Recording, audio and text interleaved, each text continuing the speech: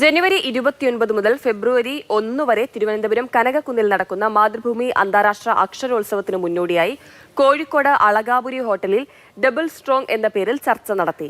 സംരംഭക രംഗത്തെ വ്യക്തിത്വങ്ങൾ നയിച്ച ചർച്ചയിൽ യുവതലമുറ ഗൾഫ് വിട്ട് സംരംഭങ്ങളിലേക്ക് മടങ്ങുന്നതും പുതിയ സംരംഭം എങ്ങനെ രൂപം കൊള്ളുന്നു എന്നുള്ള വിഷയങ്ങളുമെല്ലാം ചർച്ചയായി. തിരുവനന്തപുരം കനകക്കുന്നിൽ നടക്കുന്ന മാതൃഭൂമി അന്താരാഷ്ട്ര അക്ഷരോത്സവത്തിന് മുന്നോടിയായി ഡബിൾ സ്ട്രോങ് എന്ന പേരിൽ സംഘടിപ്പിച്ച ചർച്ചയ്ക്ക് കോഴിക്കോട് അളകാപുരി വേദിയായി. ഉപജീവനത്തിനായി വിദേശത്തേക്ക് നാടുകടക്കുന്നവരും സ്റ്റാർട്ടപ്പിലൂടെ വിജയം കൈവരിക്കുന്നവരുമൊക്കെ വിഷയങ്ങളായി.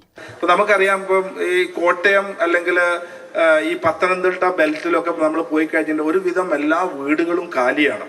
കാരണം എന്ന് വെച്ചാൽ മക്കളൊക്കെ ഗൾഫിലേക്ക് പോയി കുറച്ചു കാലം അവിടെ നിന്ന് അവർ പൈസയൊക്കെ സമ്പാദിച്ച് പാരൻസിനും കൂടി അങ്ങോട്ടേക്ക് കൊണ്ടുപോവാ.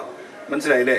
അപ്പൊ ചില പാരൻസ് ഒക്കെ പക്ഷെ നാട്ടിൽ തന്നെ ഉണ്ട്. അപ്പൊ നമ്മളെ കേരളം ഒരു വൃദ്ധന്മാരുടെ ഒരു സ്ഥലം എന്നുള്ള രീതിയിലും യങ്സ്റ്റേഴ്സ് ഇവിടെ നിൽക്കാത്തൊരു സമയമൊക്കെയാണ് ശരിക്കും പറയേണ്ടത്. അപ്പം നമ്മൾ കൂടുതൽ സ്റ്റാർട്ടപ്പിനെ പ്രോത്സാഹിപ്പിക്കേണ്ടതുണ്ട്.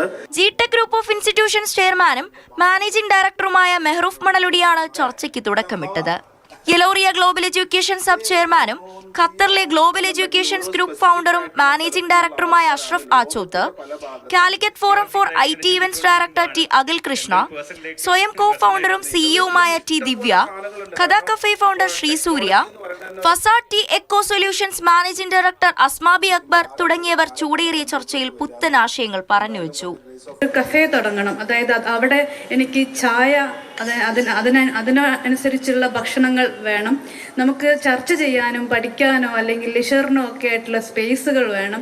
അതിന് കൂടെ തന്നെ വളരെ കൾച്ചറൽ സ്പെസിഫിക് ആയിട്ടുള്ള വസ്ത്രങ്ങളോ അല്ലെങ്കിൽ മറ്റ് അതുപോലെ ആക്സസറീസോ ഒക്കെ ആസ്വദിക്കാനും കാണാനും പരിചയപ്പെടാനും പുതിയ പല കൾച്ചറുകളിൽ നിന്ന് വരുന്ന അത്തരം വസ്തുക്കൾ പരിചയപ്പെടാനുമുള്ള ഒരു ഓപ്പർച്യൂണിറ്റിയും കൂടെ, ഇത് മൂന്നും വേണം.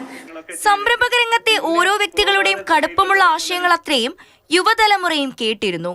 ഏറെ മോന്തിയായിട്ടുള്ളൊരു മധുരമിടാച്ചായയിൽ പങ്കുചേരുവാൻ വന്നൊരു കെട്ടിലും മട്ടിലും വൈവിധ്യം നിറച്ച ലോകമെമ്പാടുമുള്ള അക്ഷരപ്രേമികൾ ഇനി അനന്തപുരിയുടെ മണ്ണിൽ ജനുവരി 29 ഒത്തുചേരും. മാതൃഭൂമി ന്യൂസ്, കോഴിക്കോട്.